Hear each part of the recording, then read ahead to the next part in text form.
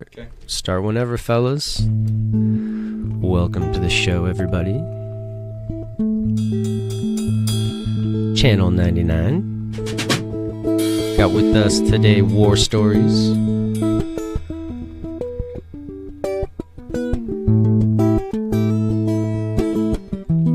Straight out of Boise, Idaho.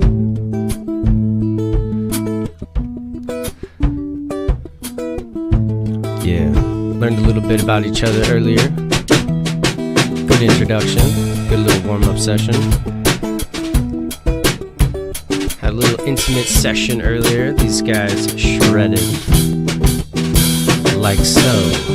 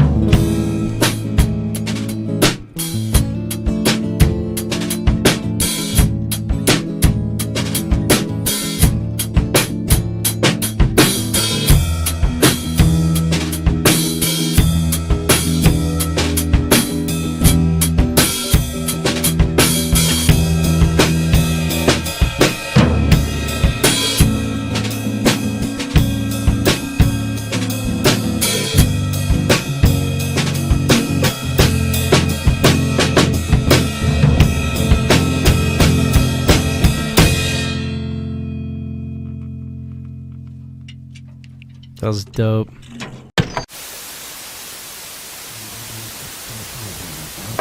Shut up and sit down.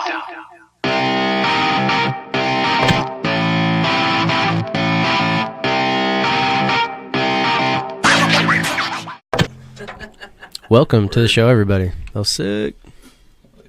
That was so sick. I'm catching a cold. Dude, you just completely shred on that guitar. Thanks, man. Yeah. Isn't it disgusting, kind of? Well, and I think both of you guys are just off the cuff, right? Yeah. Aren't you just, you're just jamming. Like, that was just impromptu. Yeah. That's so dope. Day. Day. I'm going to turn that mic off real quick. Yeah.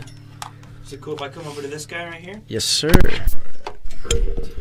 Get that one on there. Hopefully that sounds okay. I don't know. We haven't even listened back to any of the recordings that we did when you guys were warming up. That probably would have been a good idea, right? It's all right. We can do that right now. If you want to. I mean, we can just listen to it right now while we're watching this, Let's do and it. he's getting situated. Yeah. So wait, are you going to be? Yeah, you're not going to be on that mic. You can push that mic up, dude. Just move, yeah. Oh, shit. Sorry. Solid. No, you're good, man. There's so many wires and expensive things. There's that I a lot need of to- stuff going on. Yeah. It's a little confusing. Kind of reminds me of those movies where they're like trying to like avoid all those tripwires and stuff. That's what I feel like. I do my best at trying to clean it up, but I mean, it's only so much you can contain. Oh, it's all good. Now you have a drum set in here. Now I have a drum set in here too. And I'm a little drunk, so that Right. factors into it. Yeah, too. let's hear what this intro sounds like. Let me hear you on that mic real quick. Check. Oh, Solid. it's a little loud. Yeah, that's it. It's because his The guitar is on there. Yeah. So you can move that a little closer to your face. Just like that? Yeah, totally. That Perfect. works. Perfect. What says they can't play that file? What's going on, dog?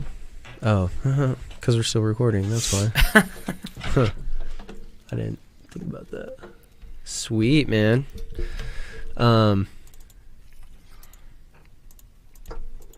So you're just gonna cut it like Yeah. right after the music was done, and Yeah. then we'll jump in. And we'll jump in. Okay, Yeah. And this cool. is actually the intro right now. Oh, word. Unless you guys want me to stop it. I can't even hear it. Is it going? No, I'm not. I can't play it back. We're still recording on that same phone. Oh, okay, Yeah, okay. yeah. Sorry.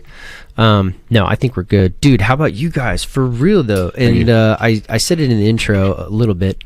Oh, my dog wants to come in and hang out. Just Bring her crack in. That. She's probably like, "Yo, dudes, what's up, man?" I'm gonna be in the podcast. Yeah, but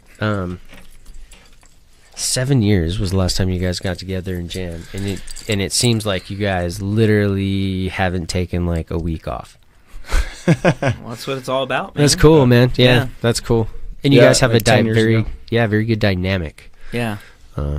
You went, dude. You were playing jazz, and blues. A little bit, yeah. I kind of have a conglomeration of different styles I throw together. You know, my own style kind of. You just kind of roll through them, just whatever feels good. Yeah, I started with pretty simple shit like on, like Blink-182, learning tabs online, and then kind of made my way onto like the Jack Johnson train, and then wanted to learn like more finger picking, and so went through some like, learning like Dust in the Wind and some Paul Simon and easy. It's called Travis picking. And so kind of developed from there, and then got really into like instrumental kind of classical stuff, and played. I learned on a nylon string guitar, which is basically a classical guitar. So Dang. yeah, and then just kind of all meshed together eventually after learning, Eric Clapton or John Mayer and stuff like that. And What then- What were the twin brothers from Australia, or the guitarists? the That one guy. the one guy? Oh, What's- Tommy Emmanuel. That's him. Tommy Emmanuel. Yeah. Yeah. That's him. Yeah, if you haven't listened to him, you need to, because he's like my main inspiration. I've seen him twice live, and it was cool. When I was in Salt Lake, I saw him at the King. I think it's called King's Hall or something like that on campus at University of Utah, and it was an awesome like auditorium. Beautiful, kind of like Boise High, but a bigger scale. Mm-hmm. And then he played. Well, people were yelling out requests for him to play, and he'd like go ahead and just play them right off the bat. And then during like a silence in the middle of it, I'm like, "Play Those Who Wait," and he's like, "What? Those Who Wait?" And he's like, "What?" And then I'd like scream it, "Those Who Wait!" And then he's like, "Oh, it's a bit early for that one, mate." And then he finished his whole set, and then he leaves, and he comes back, and he's like, "Someone wanted to hear Those Who Wait." Oh, fuck yeah. And he played my song for his encore song, and I was in tears. That's literally. awesome. And so That's cool. He's world renowned. Like, he's played with Keith Urban, Eric Clapton, and a bunch of different big artists. So that was like a really cool moment. And then I saw him play in at the Egyptian here in Boise. So That's so badass. yeah. That's way cool. Yeah. Props, man. Isn't his brother like better Better. than him, but Yeah. he doesn't tour because He's probably he doesn't want surpassed to, or him now. Whatever. Yeah, I think Tommy is a little bit more creative than Phil by this point, just writing, on the road so much and everything. Yeah. But his brother hates traveling, so he just chills in Australia and kicks ass at guitar, and that's it. That's Playing cool. open mic nights, just fucking melting faces. Yeah. and shit. Like they were prodigies by the time they were like 9 or 10. So God damn, it's disgusting. Yeah, fantastic musicians. How do you find musicians like that? Like YouTube? Yeah, a lot of YouTube. When I was in junior high, that's kind of how it all kind of developed. And like, I started taking like little lessons here and there just to teach me, chord, just so I knew theory, like the names of the chords and then like bar chords. And then I kind of went on my own track and learned from like tablature. And then I took music theory in high school. That's probably the most like music oriented my life ever was. And so I had like 4 different music classes and always researching different artists and trying to, just expand my repertoire and, do different styles of music. And like Lindsey Buckingham from Fleetwood Mac, totally underrated guitarist who actually just got fired from Fleetwood Mac. Which is last wild, year. dude. That fucking blew my mind. And because he kind of chose the direction of their music. Yeah. And so, it was a shame. Dang, dude, that's crazy. Yeah. So, just learning more technical type of guitar playing and making sure that my skills are intact so I could, go out and perform. Yeah. No, it's cool.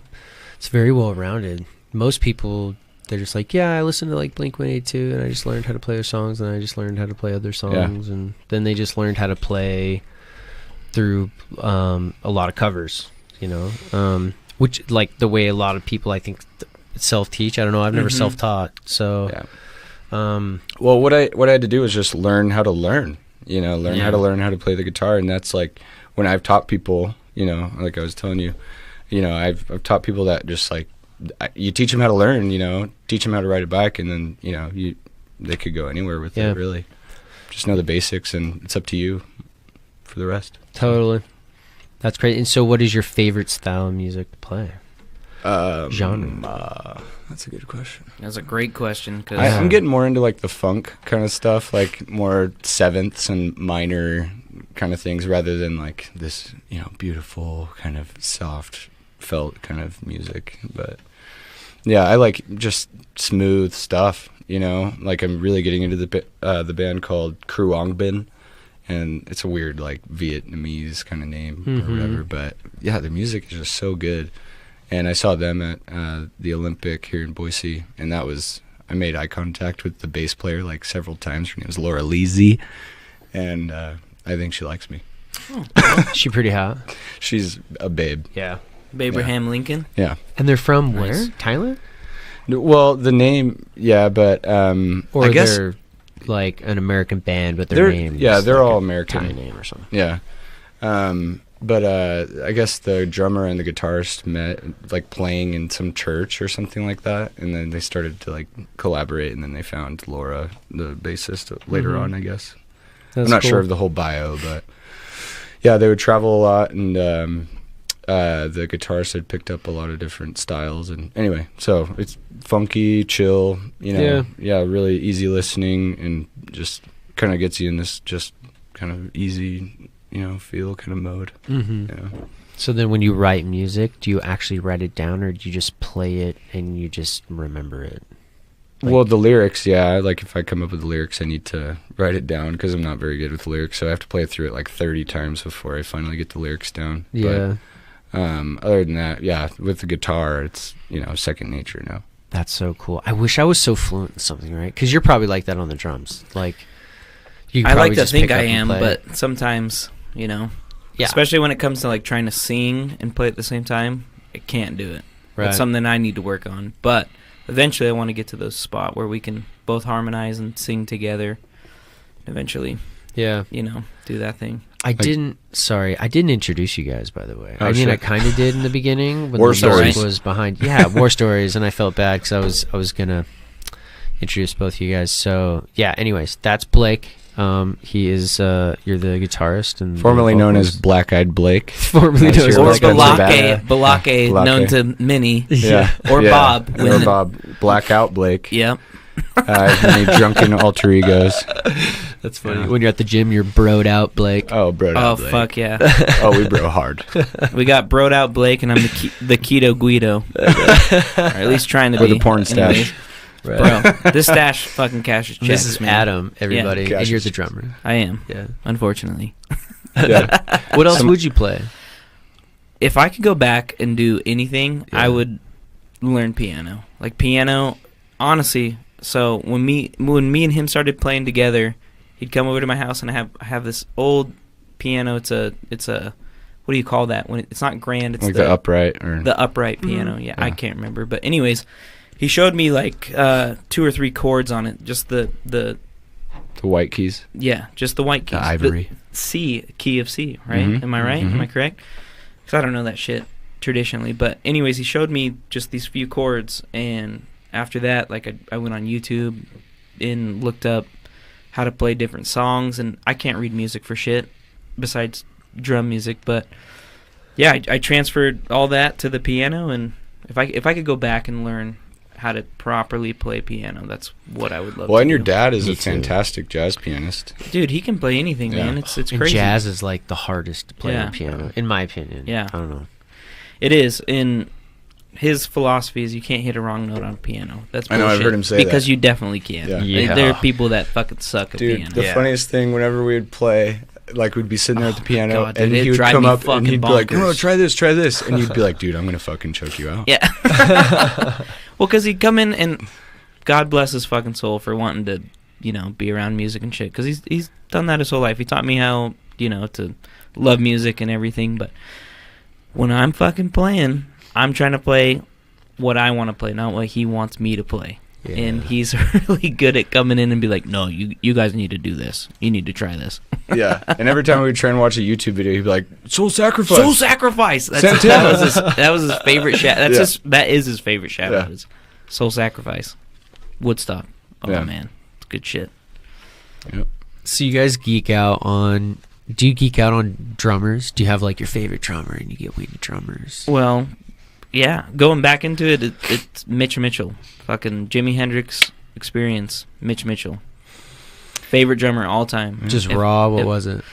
Yeah, that's his style. That was when drumming was. You had the Beatles, and they were kind of the forefront of, okay, music can go this way instead of just traditional blah blah blah. They broke a lot of rules. They did. They broke a lot of rules. And then you get Jimi Hendrix that comes in with the Jimi Hendrix Experience, and Mitch Mitchell comes in and just fucking rips it up. They just create new rules. Oh yeah. Yeah. Like a great example would be Manic Depression.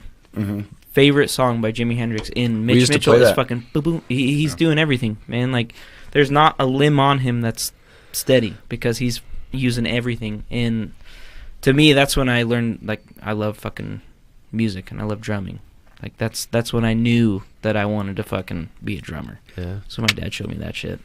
What's your favorite style to drum, to play? I want to say I'm a funk drummer. Yeah. Like I love funk. Anything funky is awesome, but I got a heavy hand, so kind of more towards like the rock style of things, but like blues and fucking all that stuff. Blues is dope. Mm-hmm. That's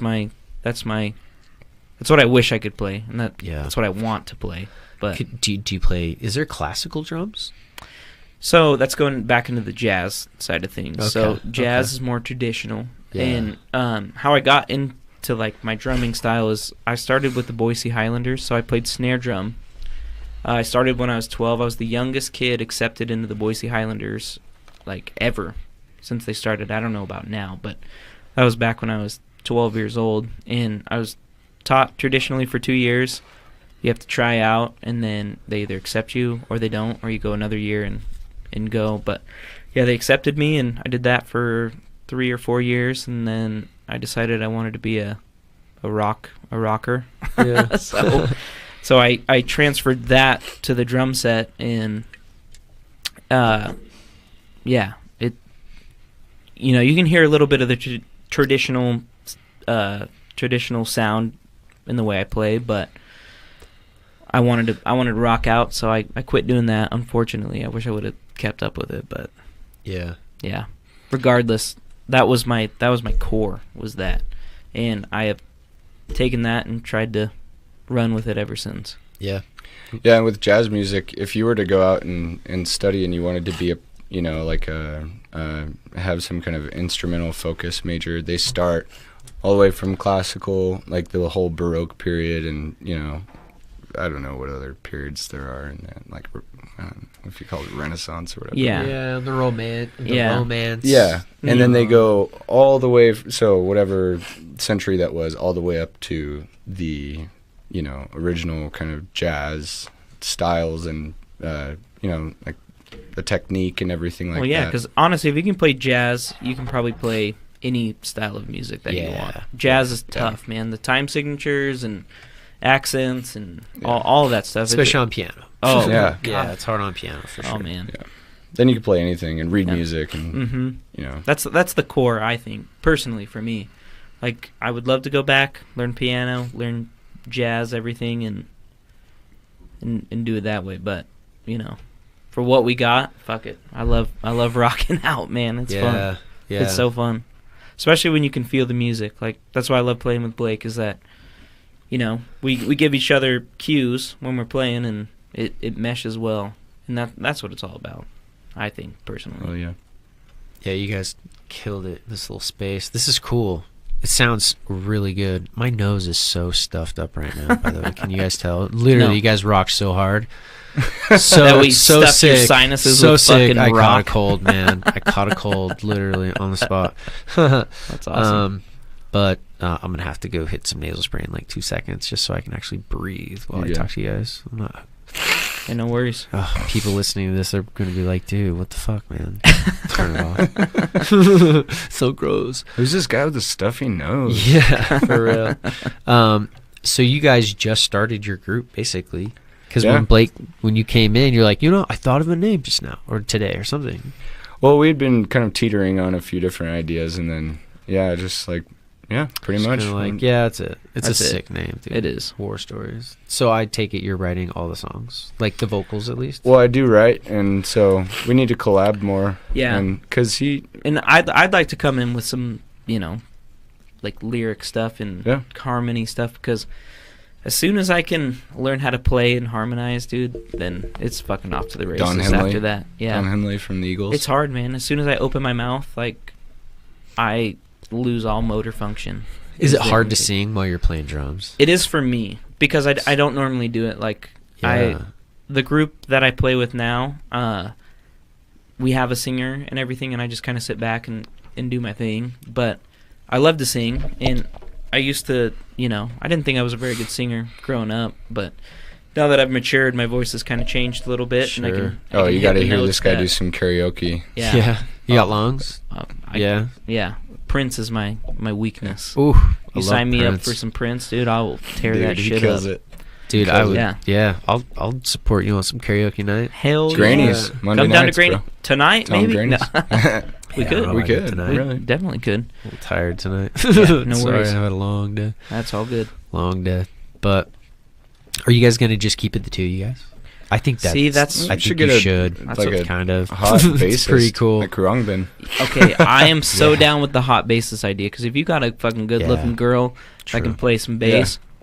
And she's got a lot of, like, friends, like a good network. Yeah. Women are good at networking. Oh, of course. Much better than men. Yeah. Of course. Well, and then you bring the men in because you have a hot bassist. Exactly. Yeah. Dude. It's just a win-win situation. She can play, right? What? She can play, right? Yeah. Good enough. Yeah. Ideally, we'd like her to be able to play. Yeah. I mean, good enough, right? Honestly, we won't even plug her in. She's just got to stand up there and strum. And just strum. Doesn't matter. No.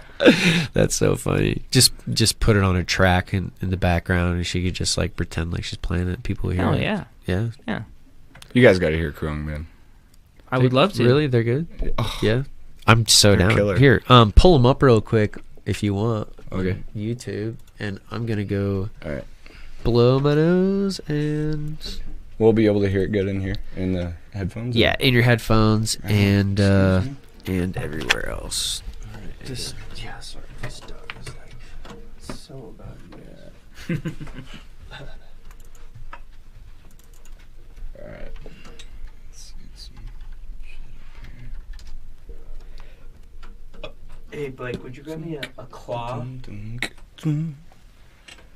too scared to move because there's so many freaking wires going on. I probably showed you this band. Who is it? What's her name? Khruangbin. Here, I'll show you. They're sick. It's the coolest trio of all time right now. Of our time. So, are they a full band, or did they sing, or what's the deal?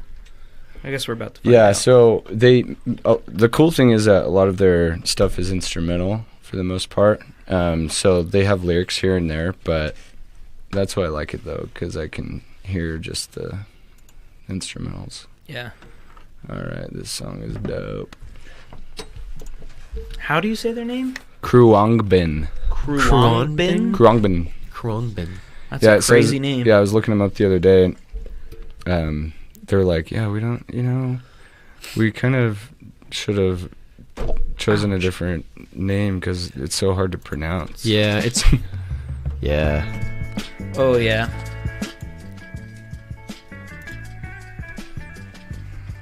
The bass or the drummer is really cool too. He plays piano and. Oh, see, yeah. I'm already in love with him. Fucking asshole. No. Yeah, that's a really hard name. I would never remember that. It almost looks like Turkish or something, doesn't it? Oh, definitely. I forget what it means. It's like either Thai or Vietnamese. See, this is the kind of music like This is dope. Anything you can dance to is what I want to play. If you can dance to it, sign me up. I'm in. 100%. You know who else I really like? And they jam so well. Built to Spill. Oh, of course. And they're local. And they're local. Are you going to Tree Fort? I want to. I'm supposed to be going. I've had a lot of invites to go. I just don't know who I want to go see. There's too many groups, too many and people. That's it's hard overwhelming because they release the lineup and it's knowing you've never heard of any of them. I know. And it's starting to get so mainstream now that they're getting away from the local artists. But I mean, they have the venues that are gonna play. Yeah. The local people, but it's few and far between, which kind of sucks. Remember the band last year, Typhoon? Typhoon, yeah. Yeah, they were sick. Oh God, dude. They had the two drummers. There was a guy up front, and then at the main, was like on the main stage, right? Like on side stage. Yeah, main stage. Remember we watched them together? Oh yeah, yeah. It was awesome. You can put these guys on in the background. Cool. And let it just kind of chill. Yeah. Anyway, love Kruangbin. Check them out if you haven't. Hell yeah. We can keep them playing though. But yeah, I'm volunteering for Tree Fort this year. Got 2 more shifts left. Oh, hell I helped like unload or clear out this whole area where you go and pick up your pass and everything. And it was like 45 minutes or so. Nice. Yeah, now I only have 2 shifts left, which are 4.5 hours long on Saturday, Sunday. So I heard about it, right? So you have to buy the ticket up front. And then when you finish or complete the festival, then they give you your money back. Yeah. So it makes sense. Like it's a deposit. Yeah. But if you know someone who is a like volunteer staff or whatever, then you can waive the fee. So Brianna Moore, thank you. Nice. Yeah. Shout. Yeah, I got mine shout. waived, and so anyway, so just $30 out of pocket for 5 days of music. Damn, all access. And I'm on the Muscle Squad, so I get to meet bands and set up their stuff and tear it down. Yeah, dude, that's so cool. It'll be sick. I wish. That'll be a blast. I don't think I'm gonna be able to do it. It's all right. I know. Next I want to next year. Yeah. Dude, you got to go to the Sawtooth Valley Gathering with us this summer. I know that you and Mac went. Yeah, last year. You were wearing the sleeping bag. What is this? Is it just like a music festival? Yeah, it's like dope. a country. Is it country or is it like folk or what it's is all like bluegrass, sorts of stuff, like all kinds of like Western music, country Western stuff. Yeah, some of it's folk and some of it's like big. There's this one band called March 4th, and it's like a 21-piece band where they have like a full brass section, and they have people like they look like they're in a marching band. Yeah, that's and cool. Yeah, they're banging on drums, and dude, it's so cool. It's really, really fun. And then afterwards, after the festival closes, because it's a 2-day festival, yeah, they have a couple bars down in Stanley where you can go watch like Lounge on Fire played, which is a local band. I thought they were awesome. So how do we sign up for this? How do we get in this thing? You should just buy it. I think you have. No, I'm saying to play. Oh, to play. For Tree Fort? No, for the Sawtooth. For the Sawtooth. Yeah. I bet it's probably the same. Like, you have to submit, like, a few songs. Yeah. I would assume they probably want you to send it, like, 2 or 3 songs, maybe. Yeah. You have to have the EP web type page. deal. Yeah, you have to have, like, a website, like, social media set up. kind of look legit. Yeah. You know, have some decent photos taken of you guys. Yeah, following and everything. Yep. Yeah, but I mean, like, not even a huge following, especially if you're brand new. They can see when your page was set up. You know, it's like they can see when your posts were made, you know, when everything was like created. So if you have really good content and it's original, then I don't think they're going to care as much about that. They can put you on a smaller stage knowing that you're not going to bring a lot of traffic in. Yeah. But they're still not going to pass up on good talent, I don't think. Yeah, because they do have really small stages that if they probably feel, well, and that's that's the thing now. Somebody too. small would fit on. Yeah, yeah. They had two, like one big ass stage, and then they had another one like to the left that was for smaller bands, and they didn't play together, obviously. But yeah, for the smaller bands, like through earlier in the day, they have a setup for them basically, so the crowd like isn't Warped as Tour. big. Like when, back in the day, like Warped Tour, they'd have like a tent set up, and it was almost like exactly. It was like literally, it was like a 20-man tent, like something that they would like a small canopy. Yep. And they would have stages set up. Like a farmer's market or something. Yeah, not even that. Yeah. Come look at our local talent. Yeah, basically that's what it was, like a couple stages. There was like 20-something stages at Warped Tour back in the day. Oh, fuck. Yeah, they're just strewn all over the place. And then they had like, the 4 or 5 big stages for like the bigger bands. Right. A few pop-up ones, but... Sawtooth Valley Gathering was kind of like that, though? They had, well, no, actually, it's just 2 main stages, and one of them is smaller than the other. Oh, that's what you're saying. And then a whole bunch of, hippie festival tents where they're selling all their knickknacks and whatnot. Yeah. Bought a longboard because I spilt a beer on it. Okay, was it the barrel longboard? Yeah. It's called Sibs. Sibs Longboards. It's SIBBZ. And so they take, and they're all different. They're all very unique, but this one that I got was, just like a panel off of a beer barrel. Yeah. And then they put grip tape on it, threw some trucks and wheels on there, and I don't even ride it. I hung it on my wall because it's so too cool awkward to ride, dude. Yeah, well, and like where the grip tape, it's so curved that you can barely stand on it. I mean, you can ride it, but it would take like forever to kind of figure it out and get good. But anyway, it's a good conversation piece in my bedroom. Oh, fuck yeah. Come by, check it out, ladies. I have a bunch of old skateboards. I grew up skateboarding, and I have a stack of probably 20 boards that are all broken. Either the tails are broken or they're busted down the middle. They're all snap decks. But I've been debating on what I want to do with those. Do I want to create like a chair, for like a producer's chair, just go grab like a frame and take off pieces and just like replace them with busted boards, like clean them up, at least like wipe them down and strip create, it down and make maybe cut pieces of it and like actually build the chair out of it or something. There's so many things you can do with it. You can compress them all and fucking make anything. Yeah. Like Will Hatab, or remember Will? Or, yeah, he used to make guitar picks. That would be sick. That would be cool. That'd be way Wooden dope. guitar pick. And Skateboard, you could make so guitar fucking picks. many of them. That'd be dope. You could make so many. You'd have to like put a whole bunch of primer and just saying. You'd have to make it like super smooth with some kind of lacquer. Yeah, something like that, like 7 coats. But the thing, you could do it though. You could totally fucking do it. And it's almost like something that you probably wouldn't play a lot with. Maybe it's just like something. It's kind of like a novelty, like a novelty type of thing. Yeah, it looks dope. Get different colors or something. Because some of those woods, they have like rings. Pink and stuff in them. Yeah, they're cool. Like they have like the core of them is all. It's it's usually just, they have like a color. Yeah. It's just different like pieces layers of wood compressed. Wood. Yeah, it's like 7 layers, 8 layers. Right. Mm-hmm. I thought about going into the skateboard business and making custom decks back in the day. And one of the guys that was part of the whole like idea and like gonna jump into doing that and like a skate shop and everything with me, he actually is like, he ended up going and traveling the world and filming for like Ride Channel, and like he's the senior producer for like California Kitchens now. Like skateboarding took him What's to his like name? Colin Clark. I know fucking Colin. Oh, I love Colin. I know him. He's like one of my best buddies. Yeah, dude. him and my sister are really good friends. Okay, yeah. Yeah, well, and he used to skate for Prestige. Yeah, back in the day. Dude. Yeah, I went on tour. I used to film with him all the time, yeah. That's so cool. Yeah, him and I went and we did like, when Prestige just opened up, it was like all of us went and we did a tour like through Utah down to Vegas and back up and stuff. Mm-hmm. It was a good time. He used to make all the Prestige videos. Like totally. Yeah, him, Ethan Chancer. That's so funny. Two of my good friends. Yeah, those are like Small that's my crew, world. man. Yeah, that's so wild. Cool. Yeah. You'd never like think that. I don't look like a skater. I look like a bro, you know. That's the beauty of it, man. But skateboarding, you can be whoever you want. I know, but that's true. and I've actually talked about that on the show.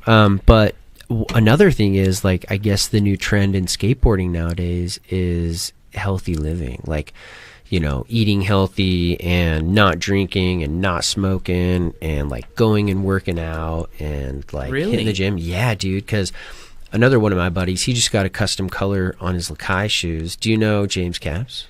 Do you know that crew? Okay.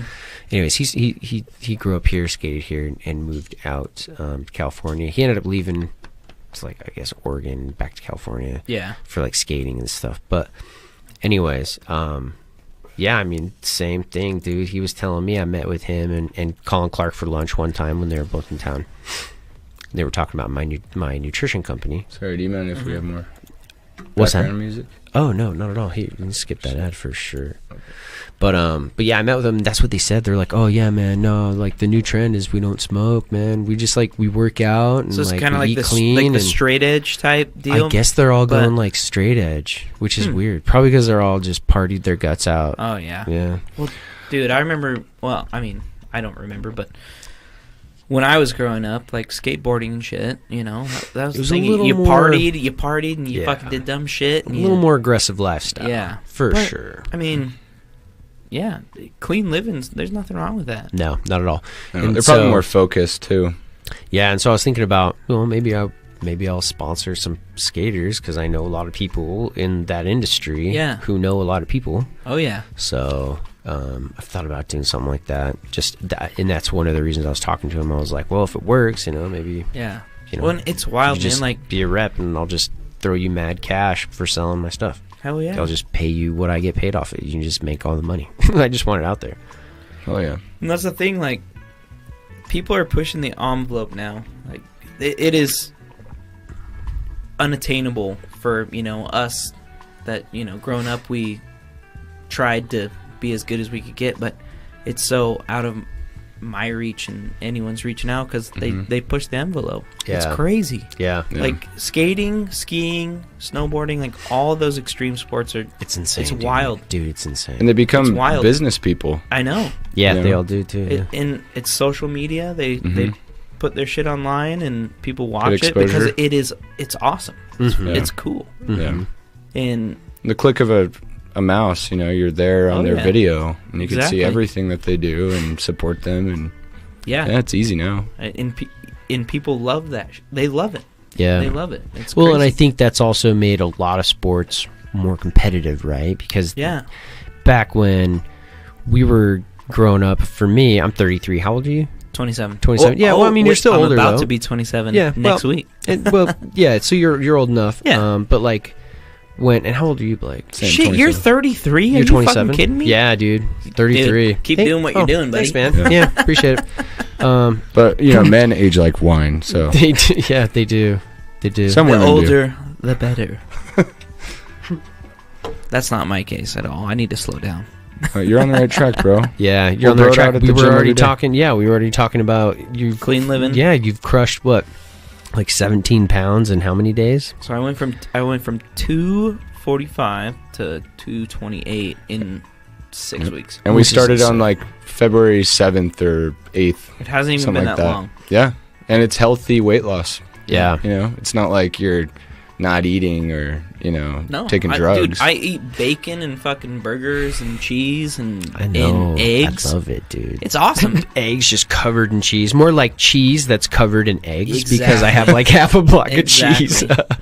and nuts. The only thing, dude, I love bread. I love bread. That's my weakness. Bread and potatoes. I like cake.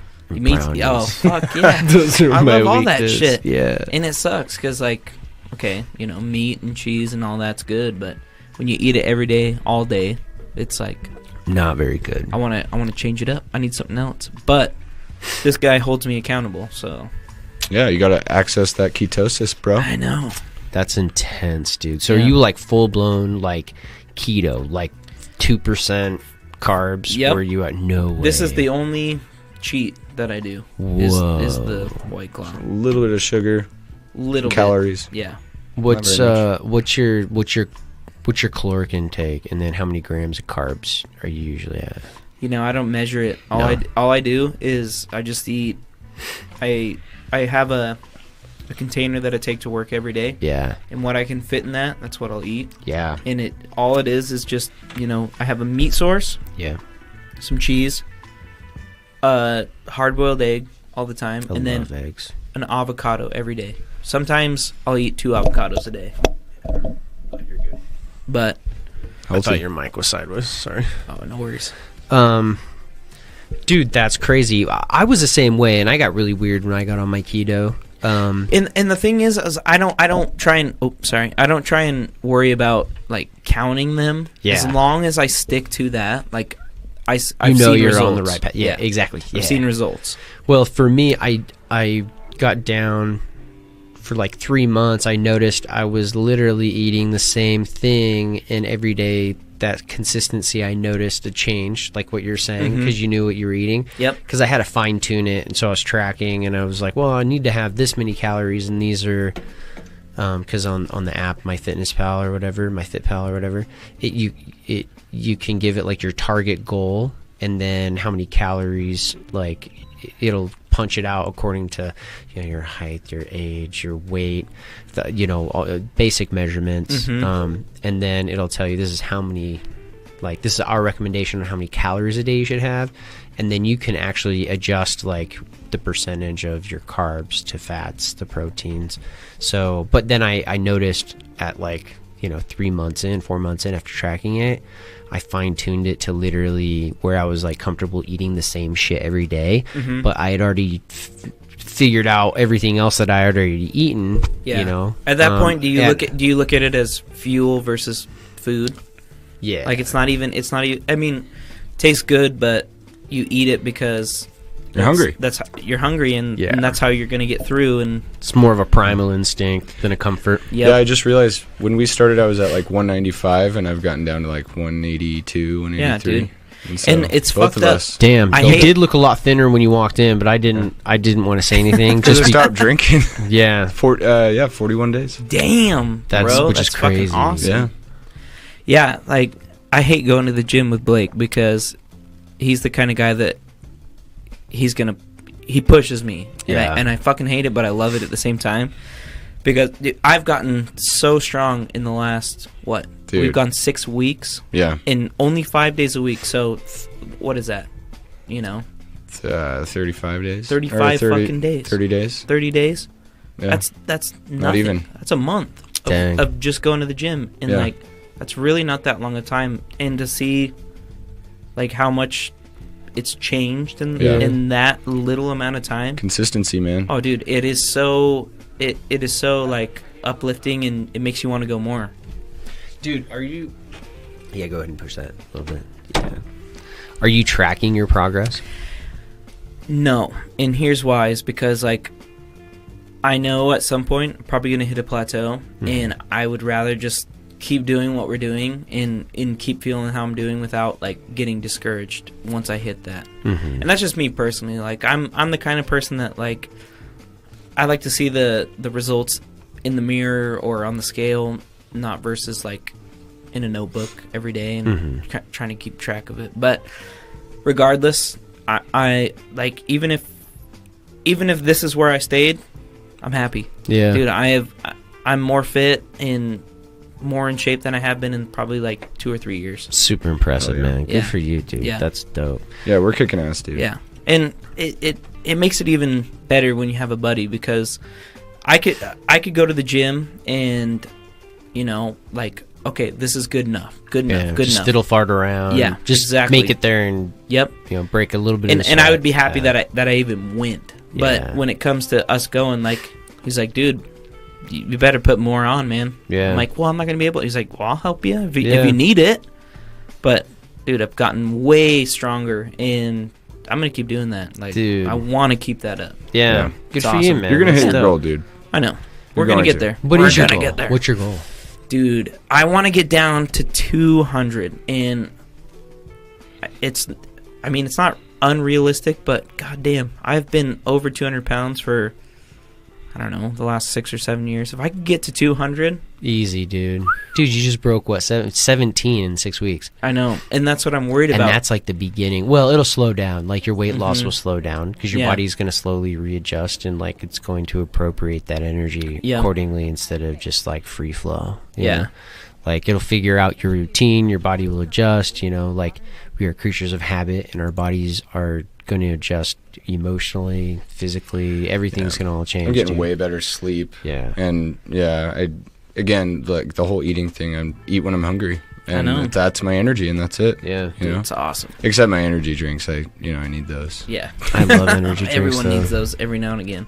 It's better than like, well, I used to take like fat burners and things like that, and then it gets me a little jittery the entire day, and I was taking like test boosters on top of that, and so everything was like totally out of whack, and I worked at a call center. And dude, man, that's terrible. Sweating in a chair all day. I've done that because I did. And I get the hot flashes. With test boosters, and you're going through menopause. menopause. Yeah, I feel just way more healthy than I ever have in the last like year and a half or two. So that's dope, man. Yeah, good for you. I know, dude. We've been on a roll the last 6 weeks. Where do you guys work out? Where do you train? Just Idaho Fitness Factory. Nice. $15 really a simple. month. Yeah. They've got free weights. They've got machines. They've got tanning for chicks, by the way. So anybody who we don't have the tanning memberships. Yeah. But I think it's like, what, $25 a month for the tanning package? $25 to get the with whole tanning and the whole shebang. The whole deal, and you can go to other any class locations that you want. Yeah. And all the locations. And they do have a lot of locations. Don't they have like 4 or 5? Yeah. 3. As far as I know, there's 3, I think. No, they have 4? There's 4. There's at least Maybe 4. they just opened one. I don't know. Yeah. And I think they're opening a new one. I think I saw a sign that said they're opening a new one out in like Nampa or something like that. Dude, it's awesome. Every time we go, it's never busy. It's always clean. Always clean. Those places are so clean. Mm-hmm. My ex-wife used to manage the one on Fairview back in the day. Oh, yeah. And she was like, I'm more of a janitor than I do anything else. She's like, all I do is clean. Yeah. But I went in there a few times, and I was like, yeah, this place is fucking clean. Looks good. I can see why people don't. Yeah, because then not everything is overused and it's in good condition. Except for the treadmills, sometimes they're out of order. But well, that's everywhere. That's just people not cleaning up after themselves. Like that one fucking dude that talks to himself. Yeah. Not a big fan of him. He needs a friend. He needs a gym partner. Which location do you guys go to? The State Street. That's the biggest one, isn't it? It is, and I think that's their like that's the biggest one. They're the one that they promote the most, like because it's the cleanest and it's got everything. And I think it's the newest. I think they like gutted that spot out and like built it like all brand new stuff. And so you know what? You know what the best thing is when you're on the treadmill, you're looking across the street at a Taco Bell. So that makes you move a little bit quicker. Yeah, I bet it does. That's funny. Yeah, it's awesome. I was talking to somebody because I have a membership at Axiom, but I've been there for 15, 16 years, probably longer than that. It was gold before, right? And it was gold, yeah. And so like my membership, I have the full package, and I pay up front. They don't charge me for the annual. They do an annual maintenance fee for like $50 or $60 or something. It's like the dues that you have to pay once a year or whatever it is for upkeep. But then the only thing that they're not making enough. Yeah, exactly. It's dude, it's lame. But I only pay like up front. I pay like $300 for 18 months. Oh, that's not bad. Yeah, so you break it out to like $15 or $16 a month. So it's not bad. Yeah, if you pay up front, you get a better deal. And they don't keep my shit on file, so they can't charge me my maintenance fees, and that's in my package. So I was like, in my contract, I was like, no maintenance fee. You don't keep my card on file. You don't charge me anything because I can go somewhere else. Well, and fuck, dude, they'll honor this contract. Their facilities are nice. They're pretty nice. They're nice. They're pretty nice. Them. The only discouraging thing about going to Axiom is everyone else looks so much better. Dude, I get there and I'm like, I'm like, oh fuck. But you know what? I think that should encourage people to make themselves look better. Right? That's what I'm saying. Yeah. See, someone like me, I look at that and I would take that as like, I want to be there. Yeah. But other people get there and they're like, oh fuck, I'm super discouraged. They feel embarrassed. They probably don't know how to use the equipment. No, I totally get it, man. I talk to a lot of people like that. And I get approached a lot by people who who always wonder what I'm doing because I do odd stuff at the gym. Like they have like this shake machine or what's that? The arm bike. You stand on it and it just and vibrates. It Yeah, so it's like like really good for stress relief. What does it do for you? They're like micro contractions. You can manipulate your posture, like the bend in your knees or your waist, or like the way that you manipulate your posture. Basically, you get the fluid going. It creates micro contractions in your muscles and your joints. So the fluid, because I sit all day, right? Yeah. And when you sit all day, like I get fluid that builds up in my legs. I work out at lunch because I work right next to the Park Center location. Okay. And everybody who goes at that time, it's like corporate world. And so they're all like, they're lawyers, they're doctors, they're people who work over at Albertsons or all the companies that surround the area, in those spots. So when they're there, they're like in and out. Nobody's chatting, like people are in and out. It's like a really good atmosphere for that time. So I get in, I get my lift in, I crush it, and then I go back to work. But after a hard workout, start cramping up a bit. Yeah, my legs, they they start, my ankles, my knees, they just get kind of swollen, dude. So then I hit on the way home. I hit like the shake machine. I do the arm bike all the time, and people always ask me about that stuff, dude. Like the crank with the okay. Because that's another one you can manipulate. Like you manipulate your elbow, so and then also the way that you turn the wheel. So you can go forward or backwards, and then so you can your grip manipulate can your grip. Too? From up to down, and you can target your upper back, your shoulders. You can target your chest because you can push them forward. You can pull them back. You can go both ways. Yeah. So you're targeting like your majors and your minors, like everything. That's cool. But dude, like things like that. And I think a lot of people are curious, but they don't usually know if they can ask That's somebody. Her. Oh yeah, she is hot. Yeah, she looked at me. And then that's the dude. And that dude kind of looks like drummer. her. Not that guy though. That's the drummer? Yeah, the black guy.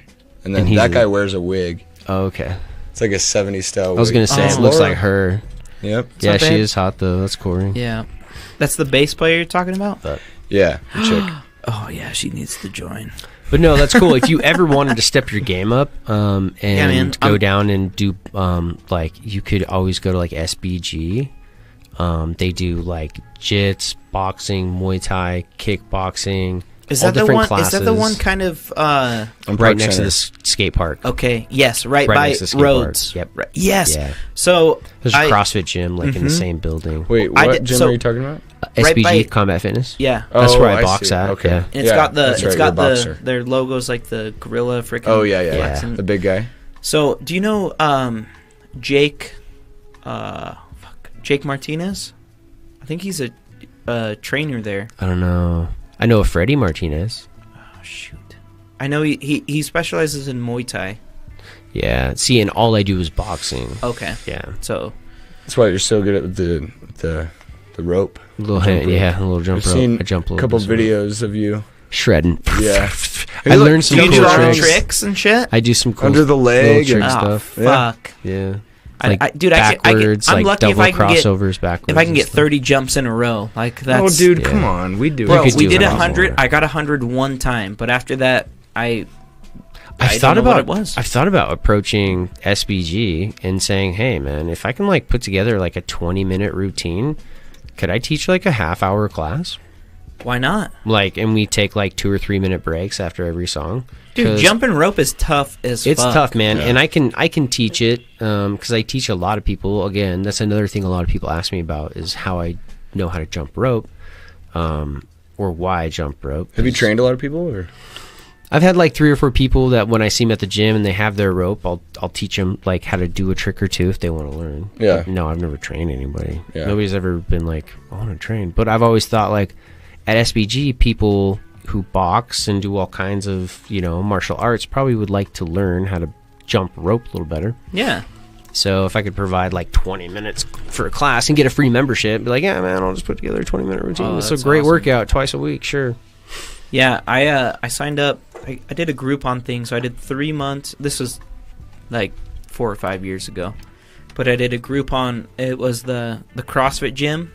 It was something before it was what it is now. I don't even know the name of it, but it's connected to the Combat Fitness. Yes. Yeah. And oh my god, dude, CrossFit's pretty legit. Yeah, CrossFit's intense. Hard. It is hard, and it is like and it's not good for your joints. No, all that powerlifting. No. Yeah. Dude, it was but if crazy. you have the, what do you call it again? The vibrator. Yeah, that's not. I just call it the shake machine. I don't know what they call it. I don't even. Yeah, so is it just a little like pad that you stand on, and you can choose how fast it vibrates. Really? It's good for circulation, like your nerves, muscle, joints, blood flow, all that stuff. Damn, it's amazing. So you could just good. put your hands on it like you're doing a plank, and it just vibrates you. And works your every part. Dude, like these muscle groups. Your neck, your shoulders, your back, your legs, everything, dude. It's amazing. And they don't have one at Fairview, they don't have one at Park Center, so I have to go to the Fairview one. Yeah. See, and I like the Fairview one because they have the basketball court. They don't. They got a pool at the Park Center one though. Yeah. Right?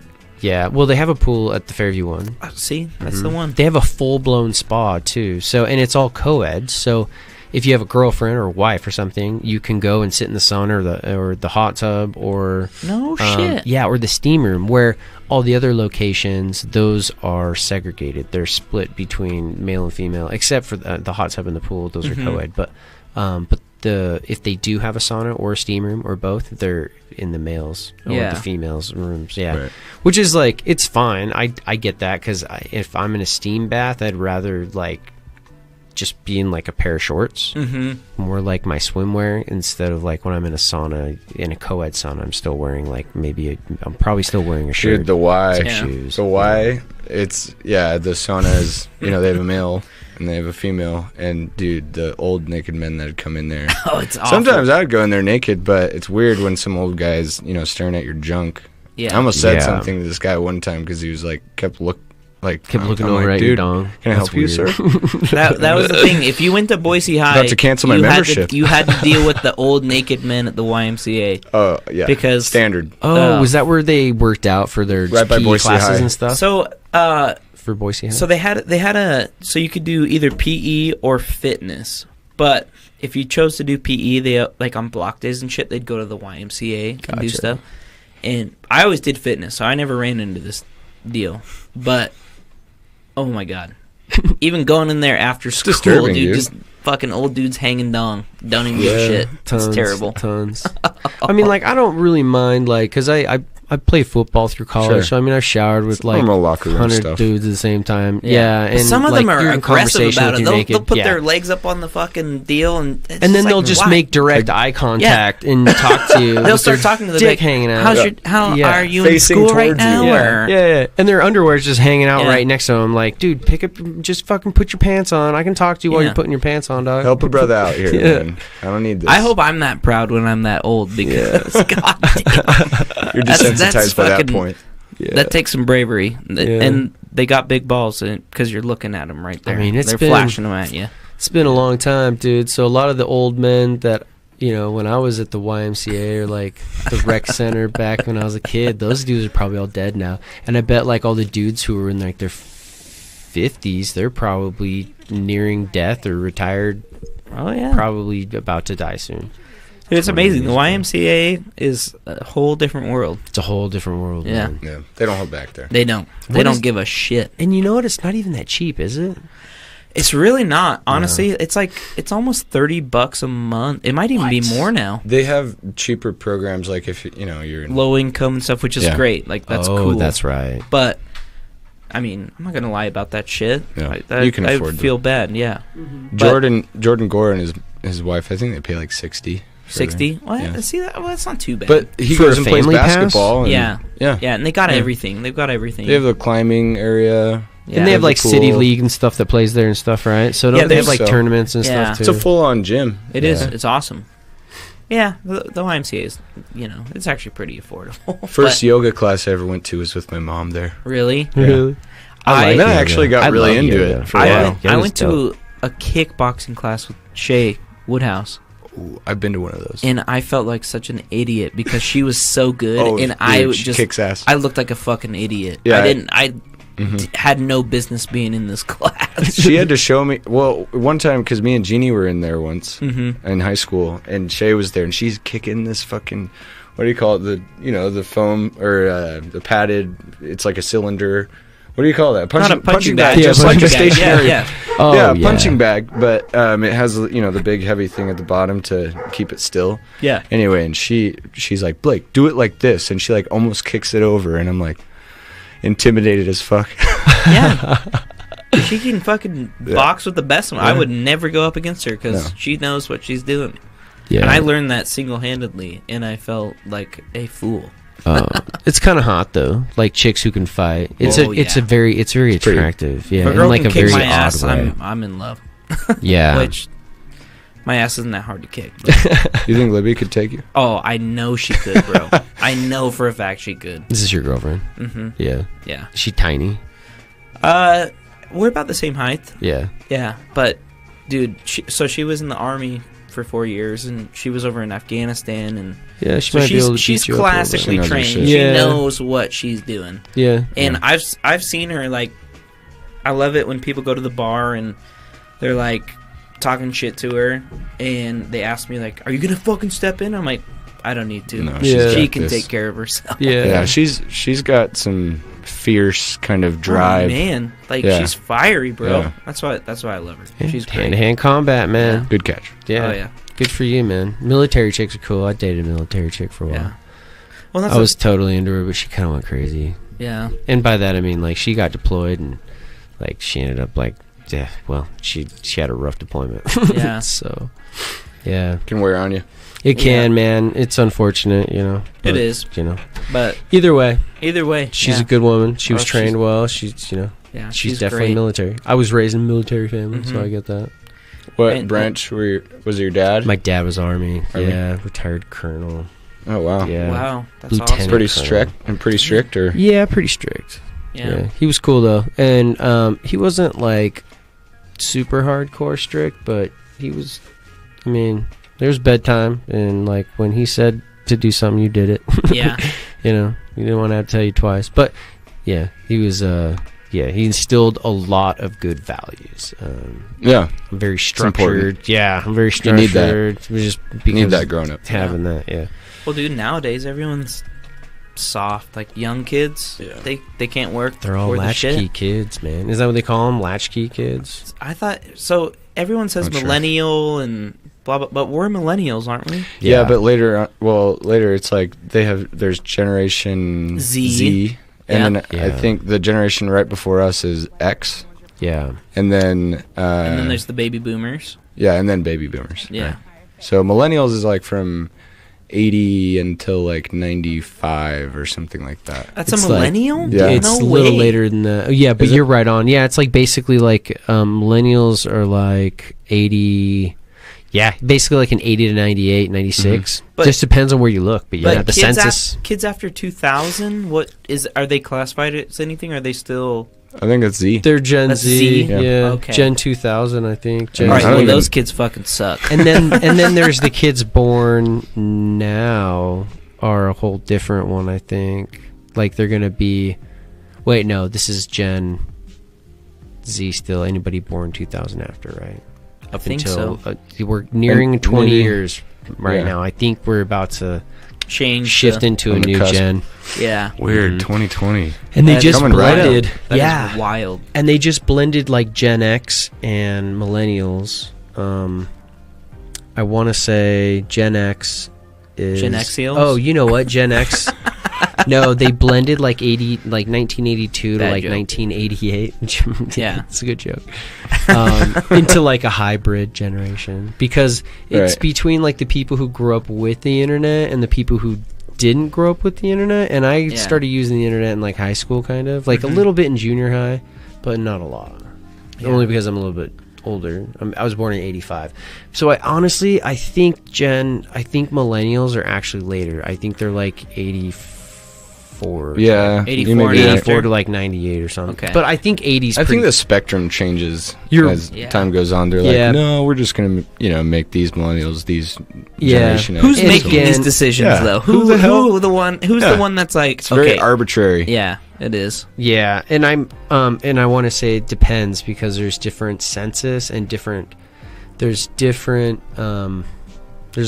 a couple other like top rating surveys that will base that range within a couple years, so it's not the same throughout. So when you search it, I think it's within a few years. Yeah, that makes sense.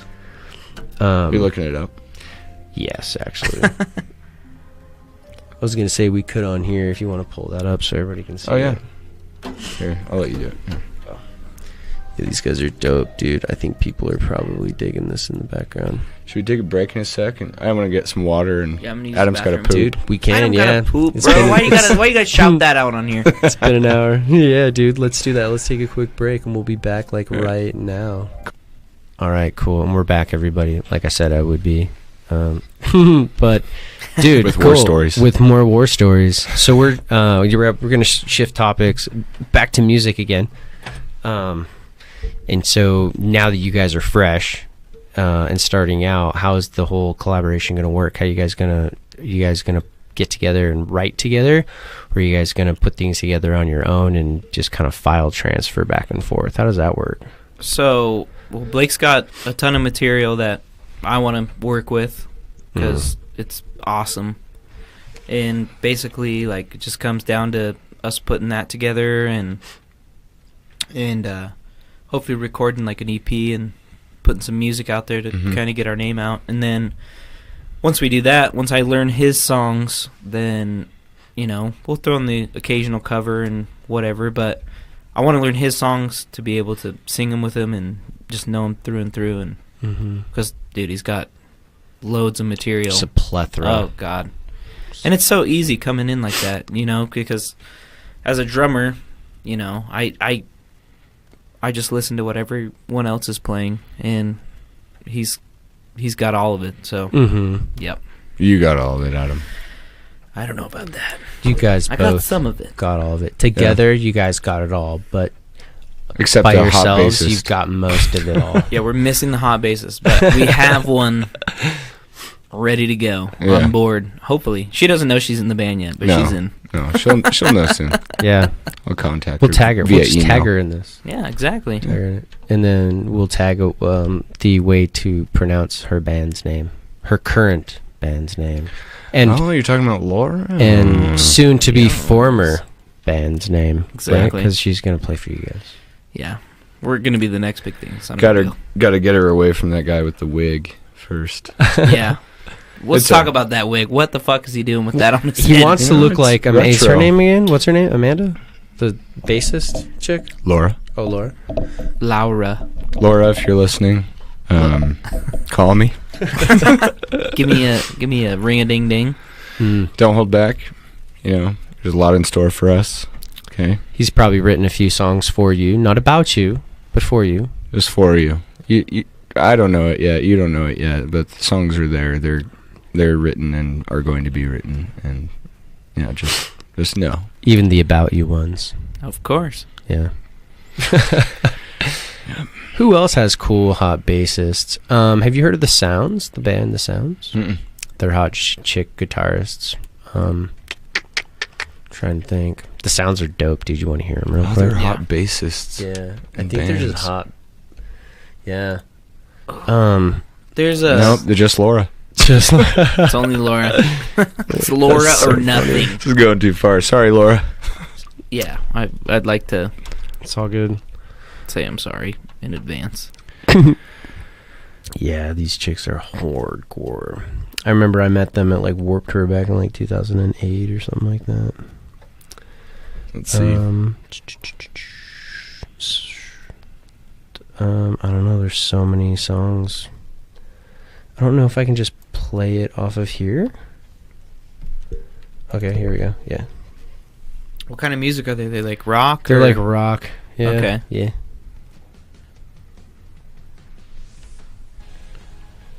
All right. They're a little more hardcore now. This is like one of their early songs, like old. You can tell their style. It's like standard definition music video. Oh, yeah. Dude, and I see Queens of the Stone Age down in the corner there. Oh, yeah. Yeah, I love Queens of the Stone Age. Me too. They're the shit.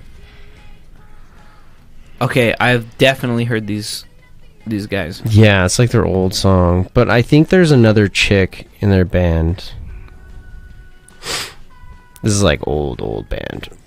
Yeah, sounds a little older. Yeah. Do they... I'm trying to think. Do they have there's a song on Tony Hawk's Pro Skater? Yo, I think they do have it on. I think they have one on... Might be on Tony Hawk's Pro Skater. Yeah. Yeah. I think that's how I know them. Yeah. They're cool, though. Fuck yeah. I dig. She's hot, too. Yeah. So you guys should recruit her, too. All right. Just recruit hot chicks. What's her name? I don't know. They're just called The Sounds. We'll tag them. Do you ever listen to any of, like, the Red Bull studio? Oh, man. Do they have a lot of indie music? It's a bunch of different artists. The one I'm thinking of is, oh, fuck, what's his name? I can't remember. But if you go to YouTube and type in Red Bull Studio, yeah, I can't remember his fucking name, but dude, these guys crush it. FKJ, that's who it is. Yep. Oh, I've seen this. Yeah. Oh, it's so sick. I was hoping you were talking about this. Yep. Dude, those diffusers in the back. That's like what Spencer's Spencer has, got. Just a smaller. So I saw those first in this video, and then when we went down to the studio, this sounds so good. Oh my god, yeah. Dude. Yeah, just, almost 120 million views, that's all. Yeah, that's not a big deal. And these guys are doing off the cuff. Exactly what we're doing. They're riffing, dude. They're just doing whatever feels right. And they probably had a base understanding. Like, I'm just going to do this. Yeah. And then he probably laid down just that single riff, and then they build off of that. They just loop it. It's so cool. So good at guitar. So good at guitar, so good at sax, just bass, everything. They have it all. How cool would it be just to have like all of these instruments at your disposal? Like, okay, I'm gonna go play this, I'm gonna do that. Mm-hmm. Oh. I reposted something today, or not today, this last week. It was a free recording session by like a professional studio here in town. Is it the Hive? I don't know. It was a guy who posted it, and it was a free recording session for anybody to do like a free EP, I think is what it was. And they would use your music as the material for their teaching lesson, because they're doing like a course on like music and sound engineering and stuff. That makes sense. Yep. Yeah. Oh, you know what I think it is? Maybe Jump downtown, that building. It might be a Jump studio in there. They have recording studios that people can just go in and you can record whatever you want. Just rent out the space, pretty much. Yeah. That's really cool. You have like all this shit at your disposal. Yeah. Which is badass. Yeah. So Jason Ringelstetter, who used to live in my bedroom at Spencer's, he works. Well, he helps run the tonic room over off of Vista and Overland. Yeah, it's right a studio, over by right? Jimmy John's, right behind Jimmy John's. It's a gray building. Yep. Really nice. And I guess they signed some type of deal or something like that where Jason's on the board, and now the Hive is actually owned, and it's not like this. It's not a independent studio. Yeah. Right. Yeah. It's something like that, and so that's where Sun Smith, that guy that goes to the gym, his band, that's where they practice. Brett, yeah. They rent out space at the Hive, yeah. Oh yeah, he was saying that right now. And they pay how much an hour? Like 40? I don't know. I think you can you can pay. I think it's much cheaper at the Hive. Yeah, you can pay a flat rate and rent out a room for 2 hours or something. But like for me, since I don't want to haul my drums and stuff, you can rent Just that out. It stuff. costs a little bit more, but I bring my cymbals and I bring my cymbal stands and my pedal and all that stuff. I just have to use like the core. Yeah, basically, we should go over there and just check it out. I know. See what they're doing. It just sucks because I hate to pay money to play music. You know what I mean? Like it's it's the catch. Yeah. Well, I'm gonna do it regardless, but because I'm trying to save to get this EP out of the way so I can yeah, like we were talking about just having something tangible. Yeah. And so it's cool that they're in Boise. There are these places you can rent out and use them and have professional grade quality. Fuck, you Totally. you live at a recording studio, which is awesome. I know, and I get the bro discount. Yeah. Yeah, of sorts. Well, and now that Spencer's heard me play, hopefully he's like, okay, this guy's he's serious and not. Yeah, he could really use you too, man. Like even just live, I think. Hell yeah. If like Randy couldn't make it or whatever, and dude, I would love to. I'm not gonna play his drum set though. I don't like that thing. Yeah, the reason why he uses that is because it's a cheaper set that he can beat up. It's a beater, and that's what it is. Right. Yeah, beater set. So. Yeah, but Randy's good and he knows all the material. He is. I like his style too. He's got a good style. Yeah, absolutely. And his style meshes perfectly with Spencer because they've been playing together for like 10 years. So he's got it all down. But yeah, you should definitely just keep showing face around the studio. No, I need to keep getting in there and going over for sure. Yeah, because that was fun. That was cool. Even though it was short and sweet, 4 takes. Yeah, it's perfect. And yeah, get on your that group that you're with now, and get them to come into the studio at least check it out, because once they see it and hear the sound and like what's possible and all the gear and everything, they're gonna be like, wow, we should take advantage of this, because it's up and coming. Like it's more commercial grade, but it's local and it's it's just it was an organic growth. And you're not at a big building. You're in someone's house, which is cool. Yeah. It's way more intimate. Oh, way more intimate. Like if I was an artist, like that's the setting I'd want to be in. Not like people are way more relaxed when they're in like this type of a setting, a home. Like when people are cooking food and shit, and they're like, oh, let's go check out the studio. Yeah, it's like it's a way more like earthy and easier to vibe with everyone at the house. Yeah, I bet if Spencer, if he remains a bachelor, I mean, he's your age, like 34. He's 30. Now. Yeah, 34. He's 34.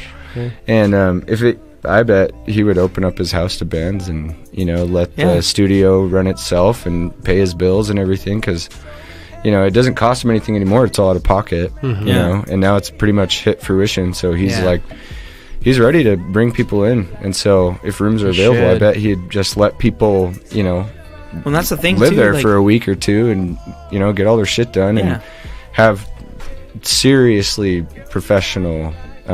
When Boise's on the map quality. Now. Boise's on the map. Like, I know, we're in between Portland and Salt Lake, so and Seattle. In Seattle, so we get like the halfway shows. Right. Like they're like, okay, we're here, we might as well play, make some money. Stop. But now the way that Boise's growing, it's on the map now, and like bands are recognizing that. Like even with Rhodes Skate Park, that's why they rebuilt that thing. They have Element Games. Yeah, they had the X Games here. Element. Yeah, they've got Element's like one of their headquarters here now. Yeah, one of their big offices. Crazy. And then they're building that huge Amazon. Out in Meridian. Yeah, that's big crazy. Warehouse. Yeah, that's crazy. Fulfillment center. Yeah. And if you order something, it can be at your house within like 4 hours or something. No if shit. It's in stock. Yeah. No shit. Yeah. So see, they're gonna drop drones here probably too. Oh, of course. You think they'll use the drone service here? Probably. What is that? They're deploying. And now they drop things down to your. They deliver your package with a drone. Yeah, and they just drop it off at your house. Yeah. You can watch it get dropped off. I think. You know what else is crazy? You know what else is crazy is they have robots delivering packages now too in like congested areas. Yeah, weird, right? That's crazy. They're just self-delivering robots. They just fucking drive around town and just deliver shit. Yeah, they just cruise down the sidewalk. Yeah, and you're just fucking deliver shit. There it goes. Yeah. It's crazy. Dude, Amazon's taking over the world, man. So here's the deal, and I probably shouldn't be saying this on the podcast, but money-making idea. Go on. You do a contracting delivery service for Amazon, because they're looking for contracts. They don't want to... Yeah, I see those drivers here all the time. They don't want to have employees. They don't want to use, like...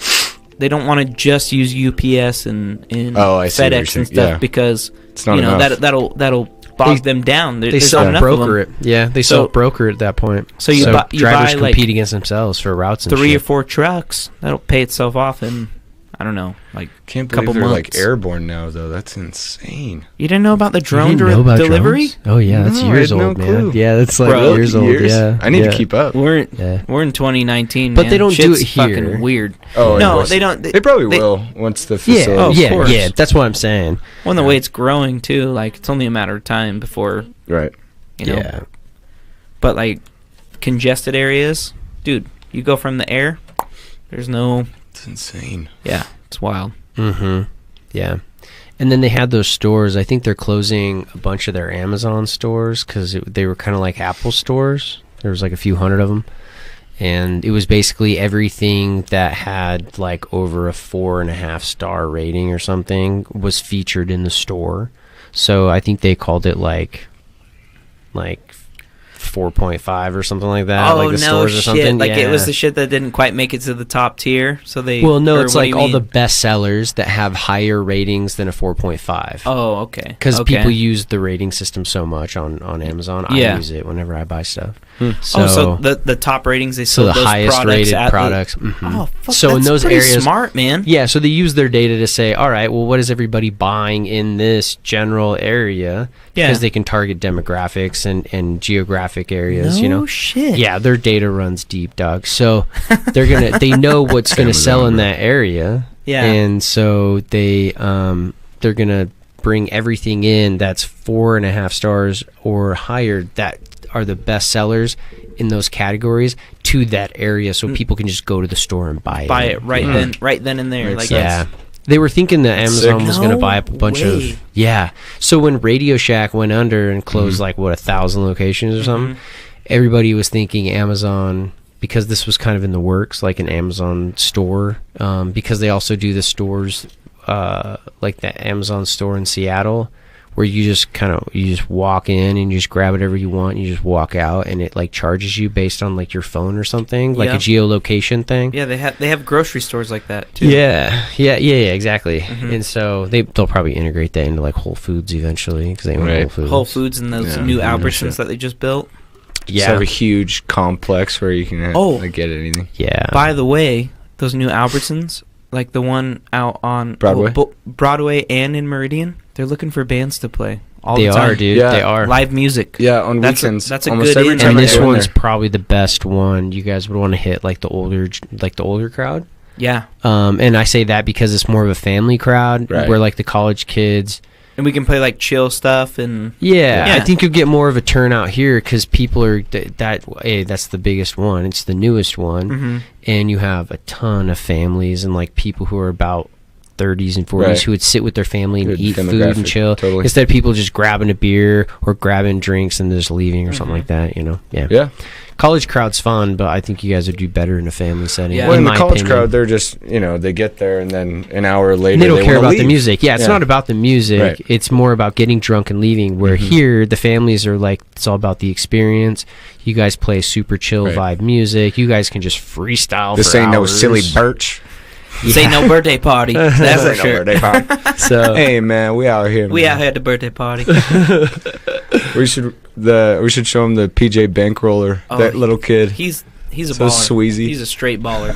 I love that kid. Who's this guy? This little kid that my brother showed me. He makes videos, and one of them is like, it's like 5 seconds long, but he's like, hey man, he's got his little bow tie. He's like 4 years old, and he's like, hey man, we out here at the birthday party. We out here, man.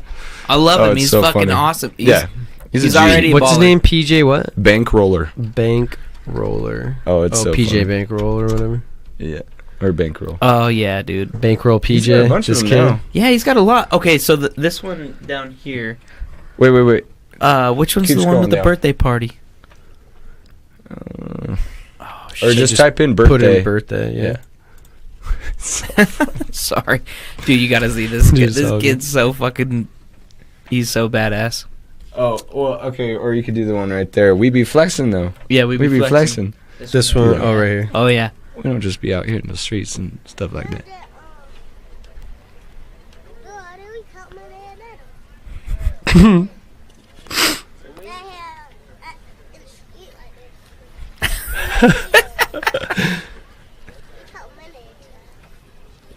How old is this kid? Like 3? Oh, dude, he's We be flexing though. God, I love We him. be flexing. Big flexing. Big ball capping. That kid is funny, dude. Dude, he's awesome. So much swag. I know. I wish I had that type of status when I was that young. I know. Yeah. You know, but we count didn't money even, every time. we didn't even Make videos every have time. we didn't have social media or YouTube or anything No, like that. yeah. I mean, I I know. didn't. So No, I grew up in a house that we didn't even have cable. Like, our entertainment was outside. yeah, Which is same. crazy. Skateboarding. That's 'Cause- what I did. Because Yeah. nowadays you see people that they give their toddlers an iPad or something, and that entertains them. Mhm. It's like that's their own. That's Most we had its was own like babysitter. PS2. Yeah. Yeah. Skateboarding and PS2. Mm-hmm. Yeah. Yep. Tony Hawk Pro Oh, Skater. N64. All of them. yeah. The one with the blue game. Yeah. You know? So many of them. Did you guys have Game Boys at all? Oh yeah, I Game still Boy have the Color. Game Boy. Okay, dude, I've been I had a looking. Game Gear. So Dude. you're into it. You're Dude. in it. Bro, you are sitting What is that? right in front. It's like Sega's handheld. It was like a color. Oh my god, I had that, and I had like the a back screen, Sonic. Sonic. It's Yes. basically you So could like play the like Nintendo DS, Sega but kinda kind like of. Dude, it's crazy. Yeah. The graphics on it were awesome. Yeah, Like, it was the first handheld, like game color system. screen, and you could play it at night because like Oh my Nintendo's, yeah, I had one Nintendo's of those. didn't have a backlit screen, and it was like So you couldn't play gray. it. You couldn't play it at night. Right. Like, Yeah. Unless you had one. unless of you those, had a light. light, you had to have a light, the, like, yeah. squiggly light that dangled over the front of it. Dude, you should have Yep. seen my setup on my old Game Boy back in the day, though. It looked like a fucking transformer. It had this big thing that would fold out over the front, and they were two big speakers that would fold out, and then it had a magnifying glass that would come up to magnify the game screen. It is insane that I know exactly what you're fucking talking Did about. you have this? No, I didn't. My cousin did, and Oh, I fucking hated him dude. for it. Oh, man. So badass. Every time I whipped it out, it was like the biggest fucking thing, but Oh, yeah. I felt like a boss, dude, because Oh, I'd yeah. look around and it was just like this, literally looked like a transformer. You'd unfold every piece and part, dude, and it Mhm. had a light built into it, so it had a light. It was like a, Oh, fuck yeah. it was like a That's built-in, it was like a built-in lighting unit, but it was around the edge of the screen. Yeah. It wasn't directly on top because I had my my magnifying glass to make Yeah. it even bigger. But dude, I would connect up and play like Mortal Kombat Oh, 2 Fuck because yeah. you could connect the old Game Boys together. Yeah. Dude. Oh man. Okay, let me ask you this. But dude, you're sitting in front of hundreds of dollars with like old school 3DO games. I don't even Sega want to look back Master because I'm Jet- probably going to start dude. crying if Oh, I it's fucking look insane. at that shit. Dude, my whole collection is Oh crazy. my god, that's awesome. Yeah. Okay, let me ask you this. Did you have the Game Boy Color? I did. I didn't. Oh, No. shit. I had Toy Story 2. Did you ever play Pokemon? Oh, of Where you course. could, I never got where into you could Pokemon. connect, you could like, put the tops of your Game Boys together, Yeah, and and you play could each other. trade Pokemon and Mhm. play each other I and remember battle that. each other. Mhm. Yeah. And dude, me and my buddy Jacob, like growing up, lived for that shit. Yeah. Williams? Oh my god. No, different Different one. different Jacob. Dude, I have a Sega Nomad, which is it's the Genesis handheld. Mhm. So you actually put a Sega Disc in it? Sega Genesis cartridge in it. Are you fucking kidding me? Dude, but it is so dope. It's a handheld. It's a big unit, but it's made by Sega, and they just call it the Sega Nomad. And what's cool is you can plug it into the actual TV, and you can So you play can- it on your TV, Oh or you can play it on the go. That's awesome. So that one's dope, dude. I used to play because I'm an RPG guy, so Yeah. I have like a bunch of RPGs, like old Sega RPGs, That's so like cool. awesome ones. And that's what I used to do, like back in college days. I would like plug that bitch in, play all night, dude. Just play old Sega Genesis games. So awesome. Did you ever Good times. play? Fuck, I can't remember the goddamn name of it. It's for Sega Genesis, and it's a dude. I'm gonna describe it right now because I Mhm. can't fucking think of the name. He's like a green dude, and he's like made out of like floaty balls. He fucking. Vector Man. That's the fucking Yeah, one, dude. Dude. That game was crazy. So I bought a couple years ago. They came out with the Sega Genesis with the games built into them. the classic. Mhm. Yeah. And they had you could either hook your controller up to it or it was like remote. So Mhm. it's like Like a Bluetooth. Mm-hmm. Yeah. And I bought that and it had that fucking game on it. And I remember my brother playing it when I was like a little kid. And I always try to do it, but it's a hard ass fucking game. Well, and it was like I remember when I was a kid, they pitched it like it had like real 3D graphics because he's made out of those balls, right? Those green balls, and when he like throw and everything, they were like literally they're 3D, yeah. And I think they were trying to compete with Super Nintendo because Super Nintendo had the EFX chip or the FX chip or whatever. Yeah. So they were releasing games that were like kind of 3D. Yeah, and that was their thing too. Is like the backdrop of it, like it looked like it was the same deal, but it made it look more 3D. There was some depth to it. Exactly. Yeah. Yeah, so I remember that was like what they pitched on because I remember when I first played it was on the Sega Channel, and the Sega Channel was like a cable service like Xbox Live or whatever, Xbox like Unlimited or whatever. So like you turn on your TV and you turn on your Sega and it's like got a huge adapter on the back and it's connected into your like phone and you can play. It had like 30 or 50 or 100 games or whatever. It had a huge library of Sega games and you could just play it right off the server. Dude, it's crazy. And you just call it Sega Channel, and it was just like Xbox Live. Sega was way ahead of their time, man. I used fuck yeah, dude. I used to game hard online. I bought a modem for my Sega Saturn because you could get online and play on a 16-bit modem, dude. No way. So old, man. Do you know how slow 16-bit is? Yeah, that's pretty fucking slow. Super Nintendo. Yeah, Donkey Kong, bro. Dude, it's so great. Did you ever play Donkey Konga? Did you ever play Konga? It was like Guitar Hero with the drums though. For the Nintendo Wii. Oh no, it was the Super Nintendo. I know what you're talking about. GameCube. Mm-hmm. That's right. Yeah. And then they also no, you are right. Yeah, Donkey Konga. I remember that. And it like came with a set of bongo drums and you fucking you did all this shit. It was like Guitar Hero but for the drums. I excelled at it. That was the best one I ever did. Oh yeah. There was another, of course. There was another really cool one for the Sega Dreamcast. I'm also a Dreamcast guy. Dreamcast, dude. I have 200 plus games on the Dreamcast, dog. No way. Dude, Smash Bros was awesome. Okay, Mike. See, Sega Dreamcast. I'm going back to my cousins. Smash Bros was on 64. Yeah, but Nintendo there was some kind of fighting. It was very similar. It's and I have both of them. It's not Street. They didn't do a Street Fighter for no, they did. Yeah, they did Street Fighter versus SNK. Super Smash Brothers. I remember that. And they did one that's very similar to that. And I don't know why I don't know it off the top of my head. Different characters, I think, right? But it was the same. Yeah, you could get guns and shit though, and you could break open boxes. Oh man, why can't I remember this? Because I used to play it so much. It's not that old arcade game that you could. But it's very arcadey. Oh, it's a very arcadey style. Not, like fighting game. Didn't they have like anime characters and stuff like that on it? Okay, I know what you're talking about. Because Sega was like all action-packed arcade style games. Like if you play any of like the Sega's main like sports games, like the original like NFL 2K, it's very arcade style versus like Madden, which focused on like more like the realism versus like the fun. Yeah. And like I think that's where Sega really excels, and that's why they're an arcade company, and that's why they've always been an arcade style company. Let me ask you this. It's new Xbox is what it is. Exactly. Xbox is like the old Sega. You know, 7-Up. Did you ever play that game? Oh, fuck. It was the little red like dot in the 7-Up like logo. Yeah. They made a video game and you were the red dot. And he had arms and legs.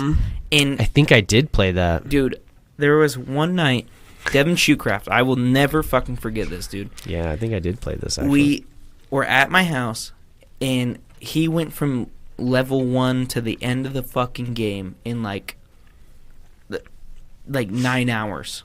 And that was the first time. That was the first time I'd stayed up past 2 a.m. Was that on what, Super Nintendo? No, it was on the Sega. The Sega Genesis? Yeah. Yeah. I'm pretty sure I played it on... A wave of nostalgia. Oh, it was awesome. Oh, yeah. It was awesome. All this stuff. Like, that's when I knew I loved video games. Was when I watched him just fucking be the cruise through these levels. And he was the little red dot, dude. And he just fucking cruised these... Oh, my God. It was awesome. It's like a platform game. Exactly. Yeah, it's like Mario. Yeah, you know, each level gets different and weirder and harder. But it was cool, man. Dude, I could geek for hours. I've been thinking about doing like a video game podcast where I could kind of stream. My problem is I want to do like Dreamcast. I want to do classic stuff and like do Twitch with it. Yeah. And the issue with it is I don't know if I can do like a screen capture I don't know if I can actually plug it into my computer. Or what? Yeah. I don't know how I'd be able to plug that into my computer and screen capture it so I could be playing and watching it at the same time. Okay, well, if you ever decide to do that, Jake Williams needs to be on that fucking podcast. Yeah. It's my buddy, and he is, dude, anything game, this guy fucking rocks. Bring him over and we'll just geek on gaming. Yeah. I've got a couple friends that stream, and they make money. They make a couple $100 a month. Nothing crazy, but... I mean, they he play. Would fucking love that shit. That'd be cool. He's got a baby now. I know. Just get him away from the baby for a minute. Dude. Yeah. Well, and I feel really bad. He was trying to hang out last night in... Oh, really? Yeah. But they didn't want to come all the way out to Meridian, which I get because it's far as fuck. But, yeah. Understand. Yeah. Technically, this is Boise. Really? This is a Boise address. Oh, because you're off Eagle. Crazy? Yeah. We're in Boise still. My neighboring neighborhood, though... So about 100 yards west of my house. Is Meridian. That's Meridian, yeah. That's 83642. So I went to Mountain View for a year and a half. Where'd you go to high school? I went to Capital. Oh, okay. Yeah. Let's see. Do you know Tara Goodsell? Yeah, I do know the Goodsells, actually. Do you know Ben? I know Ben. That's my cousin. Goodsell. No way. Yeah. Tara and my older brother were actually friends, and I think they dated a little bit. Oh, really? I love Ben, though. Really? Yeah. I saw him not too long ago. Ben's getting married soon. soon. Time ago, actually. He's out in Brooklyn. He runs like some digital advertising SEO kind of company. It's good for him. He's killing it. Yeah. I think the last time I saw him was at like Ling and Louie's like 5 years ago when I was there with my ex-wife. But that's crazy. Good for him, man. Yeah, and he jams on the guitar too, man. Yeah, he's a killer singer, and he's got like a higher tenor voice. Yeah, very good, very good. Good for him, man. Props to him. Congrats. Yeah. Next time you talk to him, tell him that you hung out. Congratulations. Ben, congratulations. I've yet to congratulate. I'm so happy you're listening to my podcast. Thanks for the support, bro. Yeah. Next time he's in town, I'll let him know, and we could try and set something up. Yeah. Yeah, that'd be absolutely dope. You guys could jam out, do a jam session or something. Oh yeah. He's a great guitarist. I will help facilitate whatever I can. Oh yeah. Speaking of which, you guys are about to jam. Yeah, let's do this. I'm down. You guys got 3 songs, so everybody who's on live stream on Twitch, you'll get the whole shebang while we get everything set up. But everybody who is listening in through iTunes or Podcast Addict or Spotify, Stitcher, wherever you're at, thank you.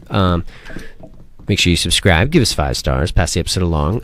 Also swing by battlecoapparel.com and use channel 9910. Get hooked up on some dope clothing. It's a brand out of Salt Lake. They sponsor a lot of rugged athletes. Also go to proedgenutrition.com. That's my company. Enter channel 9925. I hook you guys up with 25% off just because you're my listeners. And then also swing by rhinorush.com. Use channel 9915 and you will get 15% off your order. So make sure you go to those places, get stacked up, get jacked up, and have a wonderful rest of your day. Ta-da-da. Sorry, I probably didn't need to add that, but...